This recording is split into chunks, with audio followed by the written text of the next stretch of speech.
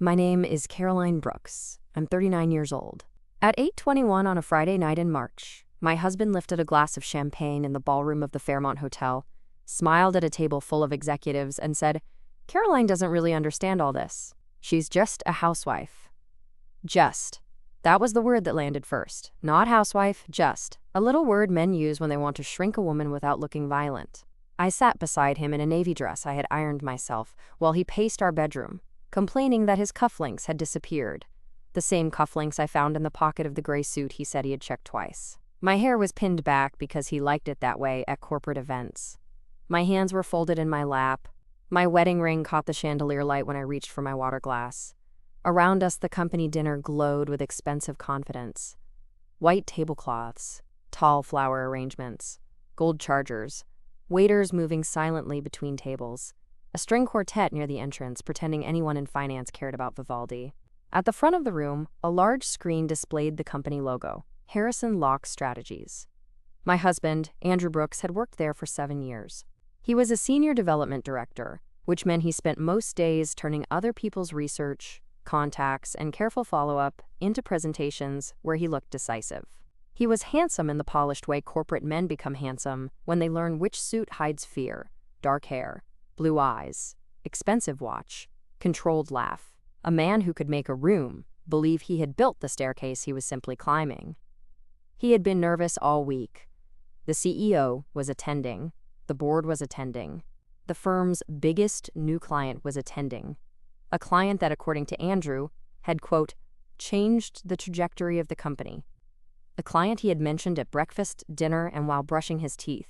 A client called Redwood Children's Health Alliance. What Andrew did not know was that Redwood was in the room because of me. Not because I attended one meeting. Not because I passed along a name at a cocktail party. Because for 9 months, under my maiden name and private consulting LLC, I had helped Redwood rebuild its donor operations, evaluate strategic partners, and eventually introduce them to Harrison Locke Strategies. After I concluded the firm had the infrastructure they needed, I had written the readiness brief. I had built the stakeholder map. I had corrected the proposal language. Andrew later praised himself for making emotionally intelligent. I had warned Redwood's interim director that Harrison Locke could help them if they bypassed Andrew's department at first and worked directly with executive leadership. And I had done all of it from my kitchen table after making school lunches, folding towels, paying the orthodontist, picking up dry cleaning, checking homework, taking my mother to physical therapy, and listening to Andrew complain that dinner had too much garlic. Just a housewife. The table laughed lightly. Not because it was funny, because people in professional rooms often laugh before deciding whether cruelty is safe. Andrew's colleague Brad grinned and said, "Must be nice, man. I need one of those." One of those. A wife. A service. A woman with no title visible enough to require respect. I looked at Andrew. He did not look back. He was enjoying himself. He had been drinking just enough to become honest and not enough to become sloppy. His hand rested on the back of my chair, possessive in public, dismissive in content. The men at the table smiled. The women did not. One of them, a vice president named Priya Shah, looked at me with the quick flicker of recognition women exchange when a man exposes himself and expects applause. I took one sip of water. I did not correct him. Not then. Because across the ballroom, near the stage, the CEO of Harrison Locke Strategies, Margaret Ellison, had turned her head. She had heard him. And, unlike Andrew, Margaret knew exactly who I was. She knew me as Caroline Whitaker, founder of Whitaker Advisory, the consultant who had helped Redwood Children's Health Alliance prepare for a multi-year strategic partnership. She knew me as the woman who insisted that Redwood's contract include ethical reporting requirements, patient outreach transparency, and governance protections that made the deal stronger. She knew me as the person Redwood's board chair had called the reason this partnership exists. Andrew knew me as the woman who made coffee every morning. Margaret knew me as the woman who built the bridge he was standing on. When the dinner program began, Andrew straightened beside me. The lights dimmed. Plates were cleared. Margaret walked onto the stage in a black suit with pearl earrings, and the calm authority of a woman who did not need to raise her voice to change salaries. She spoke about growth, responsibility, mission alignment, and the Redwood partnership. Andrew leaned slightly forward, ready for the praise he believed was coming. Then Margaret smiled.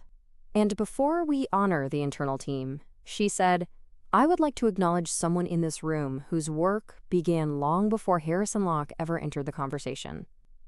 Andrew's hand froze on the table. Margaret looked directly at me. "Caroline Whitaker Brooks, would you please stand?" The room turned. Every face, every table, every executive, every colleague who had just heard my husband call me just a housewife. Andrew's mouth opened slightly. I placed my napkin on the table, smoothed the front of my navy dress, and stood. This is that story. Before I tell you how my husband learned that unpaid domestic labor was only the part of my work he could see, tell me where you are watching or listening from and what time it is there. I always wonder who hears stories like this while remembering the moment someone tried to make you small in a room where your work had already arrived before you. And if you connect with stories about women who were underestimated, dismissed, betrayed, and quietly took their power back, like and subscribe to Ultimate Revenge. Some women do not argue after being called just a housewife. Some women stand when the CEO says their name. I grew up in Raleigh, North Carolina, in a narrow brick house with a magnolia tree out front, and a mother who believed competence was a form of protection. My mother, Vivian Whitaker, raised 3 children while working full-time as a grant coordinator for a hospital foundation. She was the kind of woman who could make a meatloaf, edit a proposal, sew a button, remember a donor's spouse's name, and correct a budget error before breakfast. My father, Henry, taught high school history and liked to say my mother ran the family like a benevolent government. She would answer, "Governments have budgets. Families have expectations." Then she would make him dry dishes. I learned early that work does not always wear one uniform. Sometimes work looks like a briefcase. Sometimes it looks like a laundry basket. Sometimes it looks like a woman at midnight rewriting language so a nonprofit can keep a clinic open. Mom never let anyone call her just anything. Once, when I was 13, a neighbor said, "Vivian, you're lucky Henry helps with the kids." My mother smiled and said, "No, he parents them. Luck is finding a parking space." That sentence shaped me more than any lecture. I was a good student, but not flashy. I liked systems. I liked understanding how people, money, and institutions connected. I studied nonprofit management and communications in college, then earned a master's degree in organizational strategy. By my late 20s, I was working with foundations, hospitals, education nonprofits, and public-private partnerships. I was good at translating mission into structure. I could walk into a chaotic organization, listen for 3 days, and tell them which problem was financial, which was political, which was emotional, and which was just bad spreadsheet hygiene. The symbolic object in this story was a leather portfolio. Dark brown, soft from use, with my initials stamped in the bottom corner, CW. My mother gave it to me when I landed my first senior consulting role. "Carry your work in something that reminds you it has weight," she said. For years, that portfolio came with me everywhere.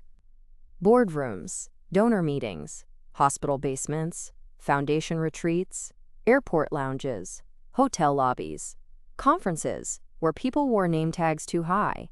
Inside it, I kept proposal notes, strategy maps, signed contracts, and one index card where my mother had written, "Never let someone else narrate your contribution." I married Andrew when I was 30. We met at a policy conference in Atlanta. He was charming, confident, and attentive in the beginning. At the time, he worked in business development for a mid-sized consulting firm. I was presenting on donor accountability in pediatric care networks. He came up afterward and said, "You made governance sound almost romantic." I laughed. He asked smart questions then. That was one of the things that drew me to him. He seemed interested in my mind. We dated long distance for 6 months. Then he moved to Raleigh after accepting a better position. He loved that I was ambitious. At least, he said he did. He bragged about me at first. My girlfriend can read an organization faster than most CEOs. My wife understands systems better than anyone I know. Caroline is the strategist in the family. Then, life changed. Our daughter Lily was born when I was 32. 2 years later, our son Mason. I tried to keep consulting full-time after Lily, then part-time after Mason, then discovered the cruel arithmetic many women face. 2 demanding careers, 2 young children, 1 set of grandparents across town needing help, 1 husband whose work was always treated as less flexible because his paycheck was more visible. Andrew's career accelerated. Mine adapted. At first, we called it temporary. Temporary is one of the most expensive words in a marriage. I took fewer clients. I stopped traveling. I worked during naps, after bedtime, early mornings, weekends, school hours. And in the strange little cracks of time between pediatric appointments, groceries, laundry, school forms, and keeping a household alive, Andrew began saying things like, "Caroline is home with the kids," which was true only if you ignore the laptop open beside the slow cooker and the strategy calls I took from the laundry room. Then came the move to Chicago. Andrew was recruited by Harrison Locke Strategies. It was a prestigious firm, bigger salary, better title, more visibility. The offer came when Mason was 3 and Lily was 5.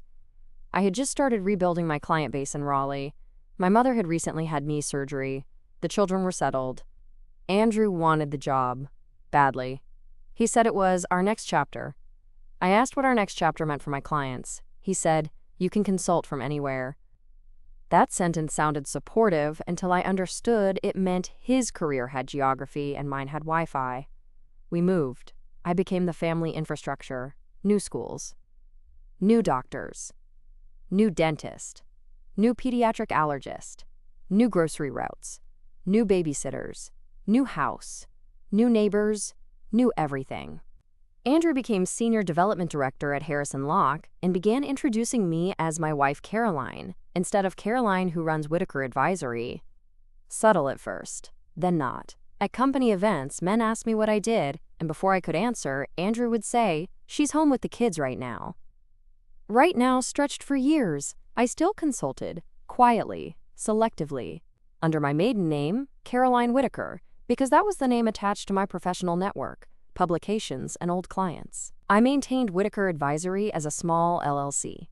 I worked with nonprofits that needed strategy, donor operations, governance support, grant infrastructure, and partnership readiness. I earned money, not as much as before, but enough to matter. I reported it. I paid taxes. I had contracts. I had clients. Andrew knew this. He just learned to treat it like a hobby. When a check arrived, he called it extra. When I had a call, he called it your little meeting. When I stayed up late working on a proposal, he said, "Don't burn yourself out over volunteer stuff." It was not volunteer stuff. He never asked enough to know that. The marriage did not collapse all at once. It thinned. That is how some marriages die, not from one explosion. From repeated erasures so small everyone expects the woman being erased to clean up the dust. Andrew became more polished as I became more practical. His suits improved. My wardrobe became school pickup functional. His dinners became more important. My deadlines became inconvenient. His stress required quiet. My exhaustion required better attitude. He needed sleep before presentations. I needed to finish client work after everyone else slept. He began making jokes, at first only around friends. "Caroline runs the house like a military operation. Don't mess with her calendar, she'll issue a memo. She used to consult, now she consults the kids on vegetables." People laughed. I smiled. Because women are taught to smile when the joke is almost affection. Then the jokes sharpened. At a neighborhood barbecue, someone asked what I did before kids. Before. As if motherhood were a career-ending natural disaster. I said, "I still consult in nonprofit strategy." Andrew put his arm around me and said, "When she's not busy running the snack economy." Everyone laughed. I did not. That night, I told him it bothered me. He sighed, "Caroline, they know you're smart." "That's not the point." "What is the point?" "You keep making my work sound like pretend." He rubbed his face. "It was a joke." "Why is the joke always smaller than the truth?" He looked at me like I was making a simple thing complicated. Because nobody wants your resume at a cookout. I said, no one asked you to give mine. He slept in the guest room that night and called me sensitive in the morning.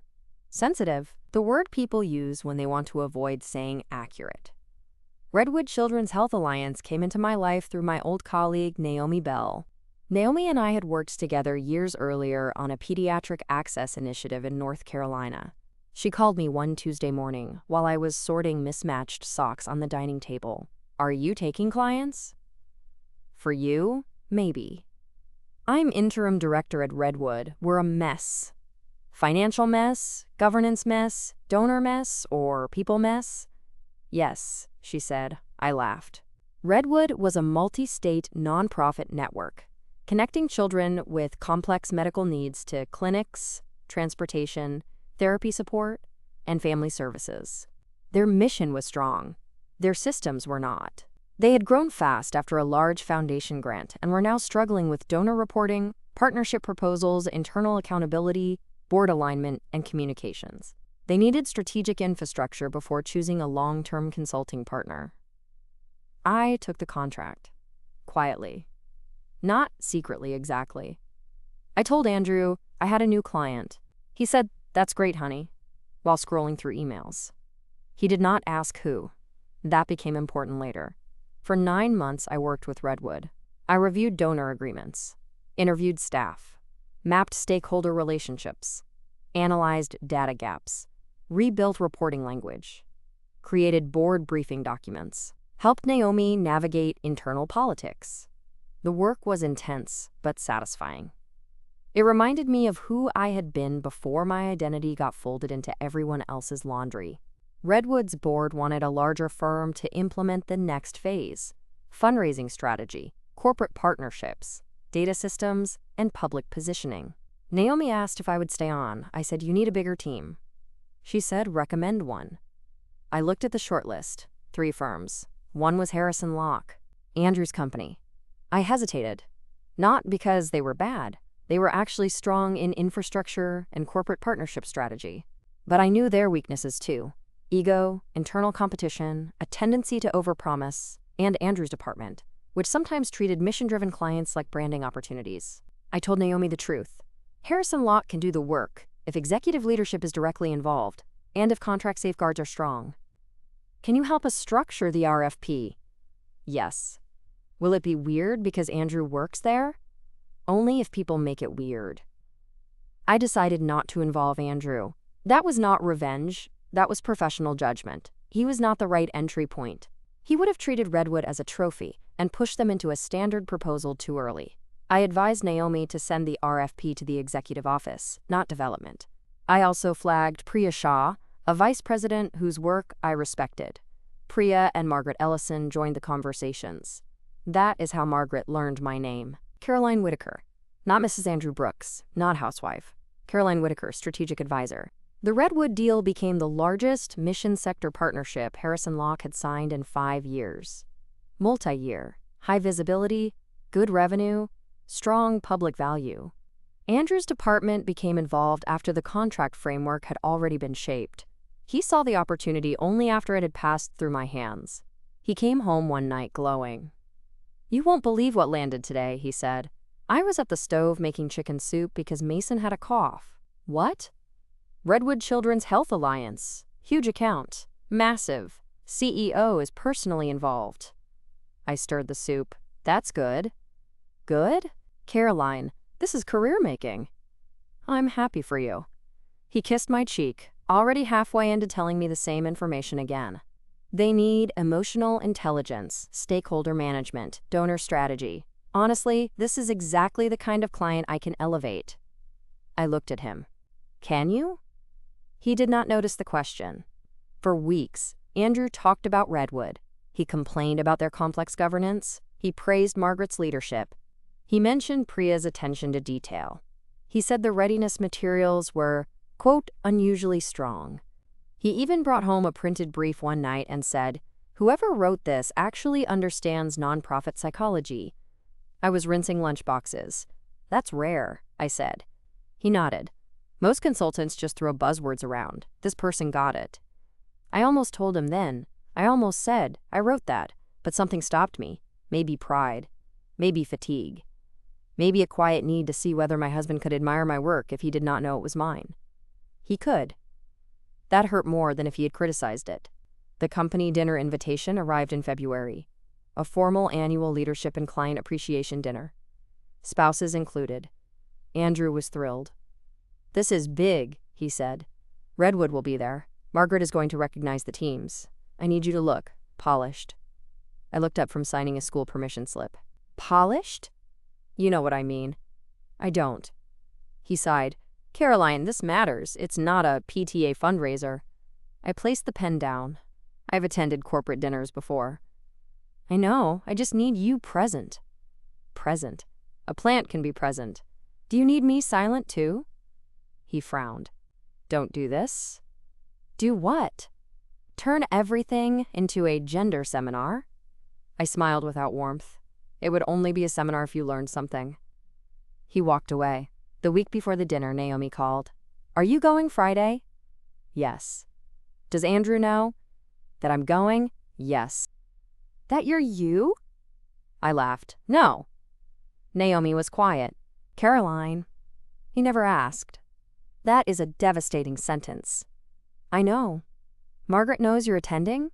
"Yes. She emailed me." Margaret had written personally. "Looking forward to seeing you Friday. Redwood remains deeply appreciative of your work. I hope Harrison Locke has properly acknowledged your role." I read that sentence 3 times. Then I replied, "I appreciate that. I'll be attending as Andrew Brooks's spouse, so it may be an interesting evening." Margaret replied with 1 line. "Interesting evenings often become clarifying." I liked her immediately. The day of the dinner, Andrew was tense. He snapped at Lily for leaving shoes near the stairs. He asked whether I had scheduled the sitter. He asked if my dress was appropriate. He asked if I planned to talk shop with anyone. I looked at him in the mirror. Why would that be a problem? "I just don't want things to get awkward." "What things?" He adjusted his tie. "Sometimes you get intense when people bring up nonprofit stuff." Intense. Another word for informed. I said, "I'll try not to embarrass you by understanding your client." He groaned. "See? That tone." I turned back to my earrings. "Andrew, I am not your intern." "No," he said. "You're my wife. Could you act like you're on my team for one night?" I looked at him. "I have been on your team for 9 years in Chicago. You just keep mistaking me for support staff." He left the room. I wore the navy dress. Not because he liked it. Because I did. At the Fairmont, Andrew became the version of himself strangers admired. Warm handshake. Easy laugh. Hand at my back. "This is my wife, Caroline." No mention of Whitaker Advisory. No mention of consulting. When people asked what I did, he answered first. "She keeps our world running." That one sounded complimentary enough that arguing would make me look petty. I said, "And I consult in nonprofit strategy." Sometimes people heard me. Sometimes Andrew redirected. At cocktail hour, I saw Naomi across the room. She smiled but did not approach immediately. Professional discretion. Margaret Ellison stood near her, speaking with Priya Shah. Margaret glanced at me and gave the smallest nod. Andrew did not see. At dinner, we were seated with Brad, 2 other directors, Priya, and their spouses. Andrew wanted to impress Brad, who wanted to impress Priya, who seemed mostly interested in the salad. Conversation turned to Redwood. Brad said, "Andrew, you must be thrilled. That account is a beast." Andrew smiled. "It's complex, but that's what we do." Priya said, "The groundwork was strong before our team came in." Andrew nodded. "Sure, but groundwork is one thing. Execution is where value happens." I took a sip of water. Priya's eyes flicked to me.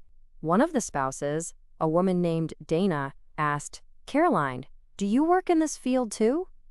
I opened my mouth. Andrew laughed. "Caroline doesn't really understand all this. She's just a housewife." There it was. The whole table heard it. Priya's fork stopped moving. Dana's face tightened. Brad laughed. "Must be nice, man. I need one of those." Andrew smiled.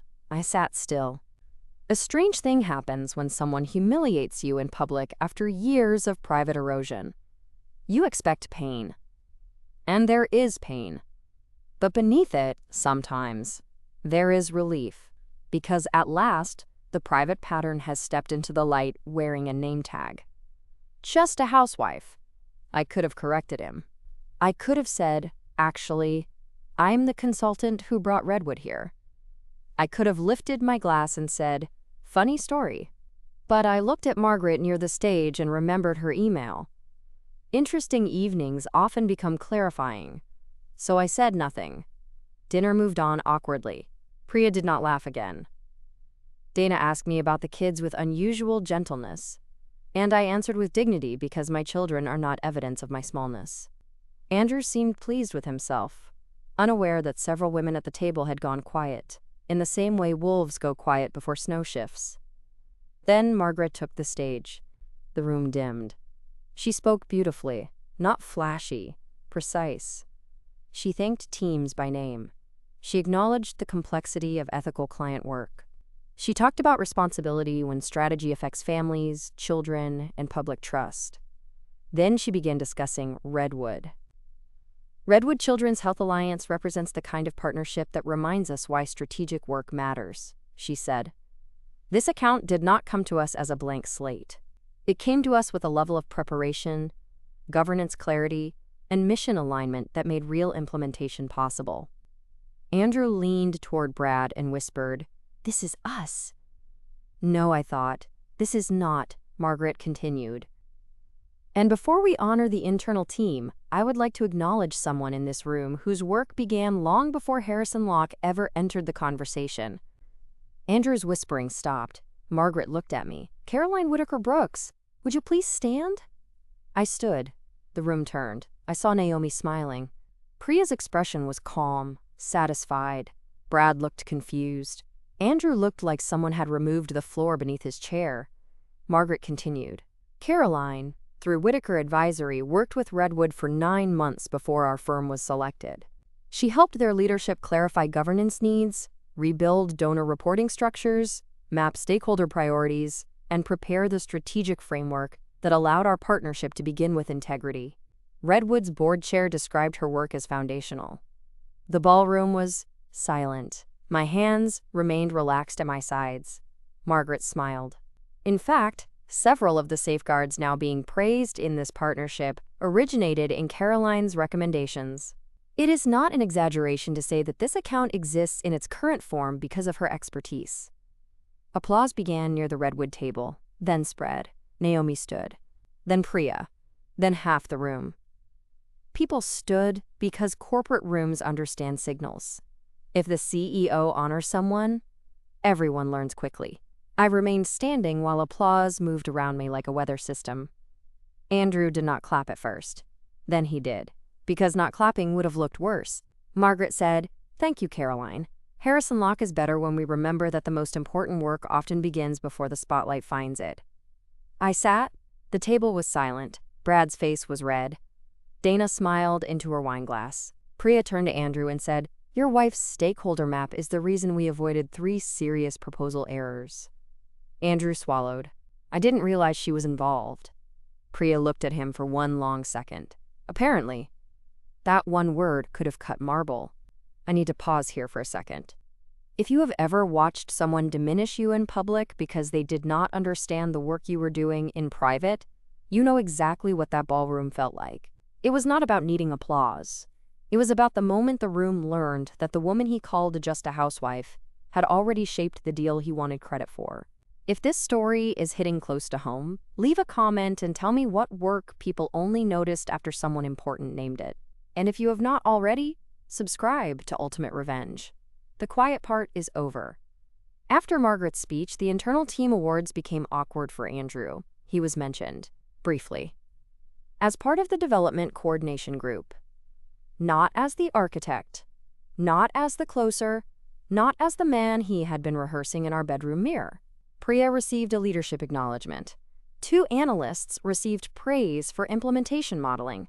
Margaret named Redwood's board Naomi, and me again when discussing partnership integrity. Andrew's face hardened by degrees. He leaned toward me once and whispered, "Why didn't you tell me?" I looked straight ahead. "You didn't ask." His jaw tightened. "Not here." "No," I said softly, "you chose here." He looked away. "After the program, people approached me. Naomi hugged me." "You handled that with terrifying grace," she whispered. "I learned from older women." "Good women?" "Efficient ones." She laughed. Margaret shook my hand. "Caroline, thank you for standing. Thank you for asking." Her eyes moved briefly toward Andrew, then back to me. "I prefer rooms to know who built the bridge." "So do I." Priya joined us. "I read your initial readiness memo," she said. "It was excellent." "Thank you. We should talk sometime, not tonight, but soon." "I'd like that." Andrew stood 3 feet away, pretending to check his phone while watching his professional world converse with the wife he had publicly minimized. Brad avoided our table completely. Dana found me near the dessert station and said, "For what it's worth, my husband once called my law practice flexible." He did not enjoy the correction. I smiled. "Did he survive?" "Barely." We both laughed. The car ride home was silent for 12 minutes. Then Andrew said, "You humiliated me." I looked out the window at the city lights. No, I stood up. "You let me walk into that." "I let you speak." He gripped the steering wheel. "You could have told me Redwood was your client. You could have asked who my client was any time in the last 9 months. That's not fair." I turned toward him. "Andrew, you called my consulting volunteer stuff. You called my meetings little. You interrupted me when people asked what I did. Tonight, you called me just a housewife in front of your coworkers. You were not uninformed because I hid. You were uninformed because you stopped being curious." He said nothing. I continued. "And even if I had no consulting work, even if I spent every hour running our home and raising our children and supporting your career, you still would have had no right to use housewife like an insult." His face flushed. "I didn't mean it that way." "Yes, you did." He opened his mouth. I held up one hand. "No, do not insult us both by pretending." He pulled into our driveway. The babysitter's car was still there. The porch light glowed. Inside, our children slept peacefully because I had arranged childcare, prepared dinner, labeled Mason's medicine, and left bedtime instructions while Andrew worried about cufflinks. We sat in the car. Andrew said quietly, "Are you going to leave me?" The question surprised me, not because I had never thought about it, because he had. I looked at our house. "I don't know." He turned toward me. "Caroline, what I know is that I will not continue living as a footnote in my own life." He swallowed. I went inside. The next morning, I woke early, made coffee, and took my leather portfolio from the shelf in my office. The CW initials were worn but visible. Inside were copies of the Redwood contract, my consulting agreement, Margaret's email, Naomi's thank you note, tax records for Whitaker Advisory, and the index card from my mother. Never let someone else narrate your contribution. I placed the portfolio on the kitchen table. Andrew came downstairs at 7:30. He looked terrible. No polished executive now, just a tired man in sweatpants who had discovered the woman making breakfast, had a professional life he had trained himself not to see. "We need to talk," he said. "Yes." "I'm sorry." I waited. He blinked. "For last night." I waited. He rubbed his face. "For calling you just a housewife." I waited. "For saying it like that." I sighed. He stopped. "Not like that," I said. "For saying it." He nodded slowly. "For saying it." "And?" He looked exhausted. "For dismissing your work." "And?" "For not asking about Redwood." "And?" "For making jokes about your consulting." "And?" His eyes filled unexpectedly. "For treating the life you built around my career like it was proof you had less to offer." "There, finally, a sentence with bones." I nodded. "Thank you." He sat across from me. "I don't know when I became that guy." "I do." He looked up. "It happened every time I let it slide." He flinched. "Not because I was cruel. Because it was true." He said, "I was proud of you last night." I almost laughed. What a complicated thing to say after being publicly corrected by your CEO. "I know." "Were you proud or embarrassed?" "Both." "Which one was bigger?" He was quiet for a long time, embarrassed. I appreciated the honesty more than any rushed sweetness. "Then start there," I said. "We did not fix a marriage at the kitchen table. That is not how real life works. We made rules, immediate ones." He would correct what he said to Brad and the table. He would not refer to me as just anything. He would stop answering for me when people asked what I did.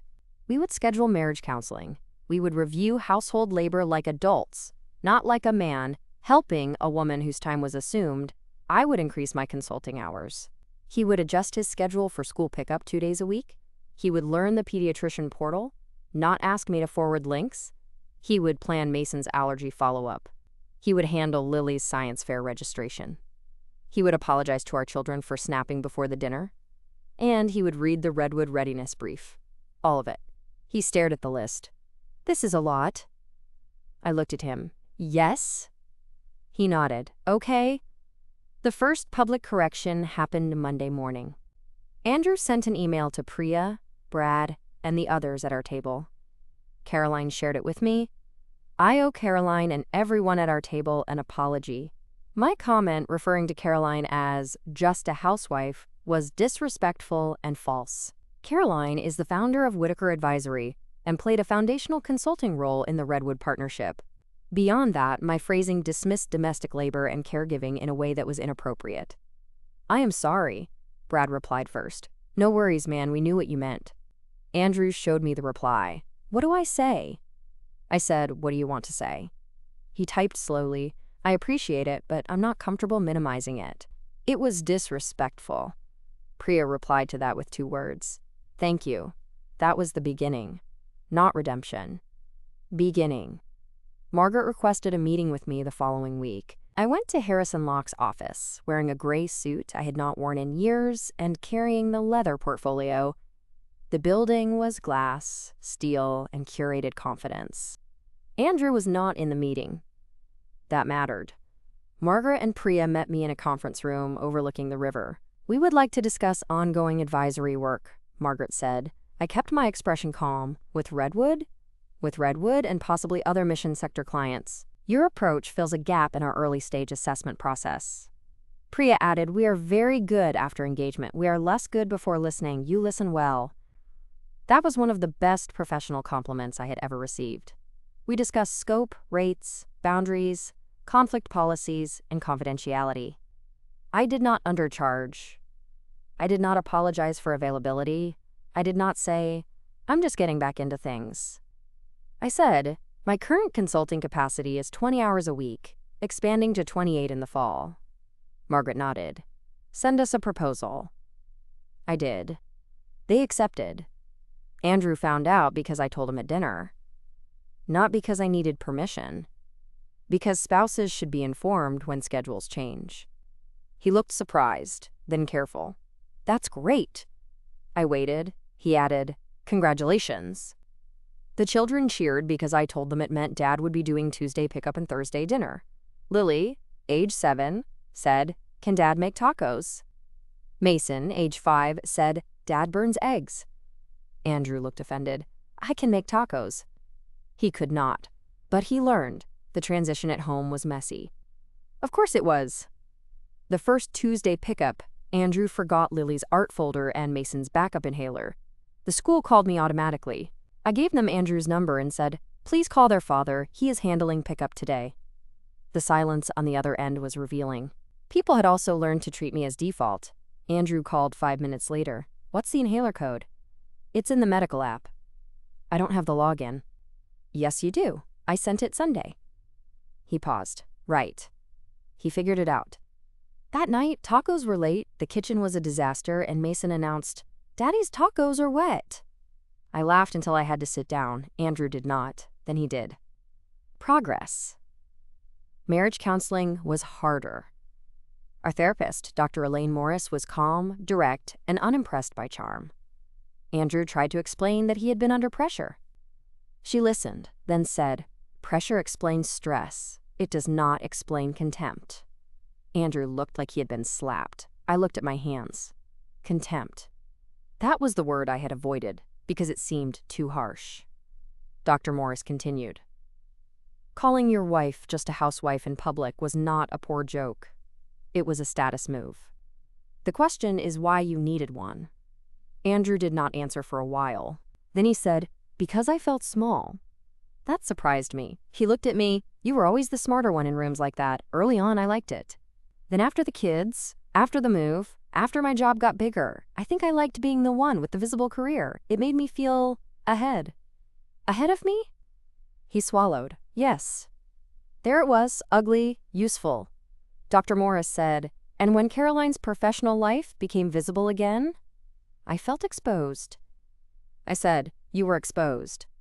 He nodded. Yes. It was not easy to hear, but honesty rarely arrives dressed comfortably.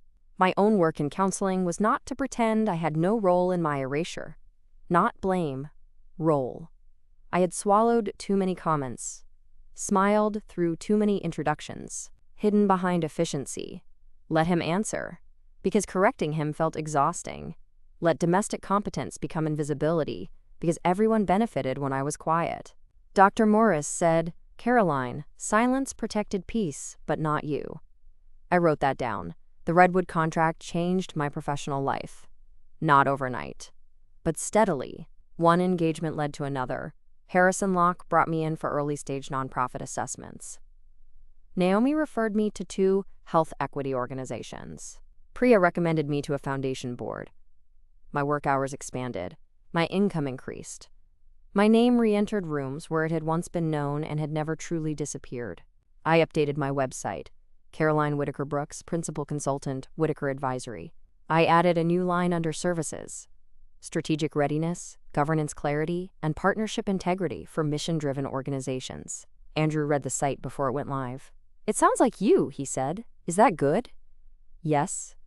Then he added, "It sounds like the brief." I smiled. "I wrote the brief." He smiled back, embarrassed. "I know that now." At the next Harrison Locke event, 6 months later, Andrew introduced me differently. "This is my wife, Caroline Whitaker Brooks. She runs Whitaker Advisory and works with mission sector clients. She was instrumental in the Redwood partnership." A man beside him said, "Oh, wow, so you two are a power couple." I looked at Andrew, waiting. He said, "No, she's powerful. I'm learning not to take credit for proximity." The man laughed awkwardly. I did not. I appreciated the sentence. It was better than charm. The public payoff came 1 year after the dinner. Harrison Locke held a client leadership forum, and Margaret asked me to moderate a panel on ethical partnerships. Redwood's board chair, Naomi, Priya, and 2 other nonprofit leaders participated. Andrew attended, seated in the audience. I wore a cream blazer, carried my leather portfolio, and stood on the same stage where Margaret had asked me to stand the year before. Before we began, Margaret introduced me. Caroline Whitaker Brooks has spent her career helping organizations understand that invisible work is often structural work. The partnership many of us now point to as a model began with her insistence that mission, governance, and accountability belong in the same room. Applause. This time, I was not surprised. This time, I did not stand from someone else's table. I was already at the podium. After the panel, Andrew found me near the back of the room. He waited until I finished speaking with a foundation director. Then he said quietly, "You were excellent." "Thank you." I was proud and not embarrassed. I smiled. "Growth." He laughed. "Painful growth." "Yes. We are still married. I know some people will dislike that ending. They will want me to leave him, take the house, build an empire, and never look back. I understand that. Some days, I wanted that too. And if Andrew had defended his contempt, if he had minimized the harm, if he had demanded I shrink again so he could recover comfortably, I would have left. I had already spoken to a lawyer. He does not know that. Maybe someday I will tell him, maybe not. I stayed because behavior changed. Not words alone. Behavior. He became a real parent, not a guest star. He learned the school systems. He took sick days. He tracked allergies. He cooked badly until he cooked better. He stopped introducing me by relationship first, unless the context was personal. He asked about my clients and listened to the answers. He no longer called my work little. He stopped using housewife like a category beneath respect. He also learned that domestic work had economic and emotional value because he began doing enough of it to be tired. That may be the most powerful education available. As for me, I no longer wait for rooms to discover me by accident. I name my work. At school events, when someone asks what I do, I say, I run a consulting practice in nonprofit strategy, and I also manage a household with 2 children, which is the more unpredictable organization. People laugh, but they hear me. I no longer separate those truths to make other people comfortable. I am a consultant, I am a mother, I am a wife. I am a woman who spent years running systems no one saw because they worked too well. I am not just anything. The leather portfolio sits on my desk now, beside a framed copy of Margaret's introduction from the Leadership Forum and the index card from my mother. Never let someone else narrate your contribution. Under it, I added my own note, especially someone who benefits from not understanding it. The final lesson is not that every husband who makes a cruel joke is beyond repair. Some are not. The lesson is that public disrespect reveals private architecture. If a man can call you just a housewife in front of people he wants to impress, he has practiced diminishing you somewhere else first. Maybe in jokes. Maybe in interruptions. Maybe in assumptions. Maybe in the way he says, your work is flexible, your time is available, your labor is natural, your ambition is cute, and your intelligence is most convenient when it serves him. My husband called me just a housewife at his company dinner. His CEO asked me to stand up. And when the room learned that the biggest client in the ballroom had come through the work he dismissed, Andrew finally saw what should never have needed a spotlight. I was not behind him because I belonged there. I was behind him because I had been building the bridge. Thank you for staying with me through this story. I know some of you have been called just a wife, just a mom, just a housewife, just support, just part-time, just helping, just anything by someone whose life ran because of your labor. If Caroline's story reached you, I hope you remember that invisible work is still work, domestic work is still work, strategic work done quietly is still work, and the person who benefits from your contribution does not get to define its value.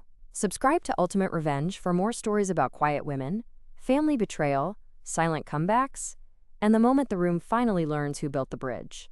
So tell me, if your husband called you just a housewife at his company dinner without knowing your private consulting work brought in his biggest client, would you correct him at the table, or would you stand when the CEO called your name?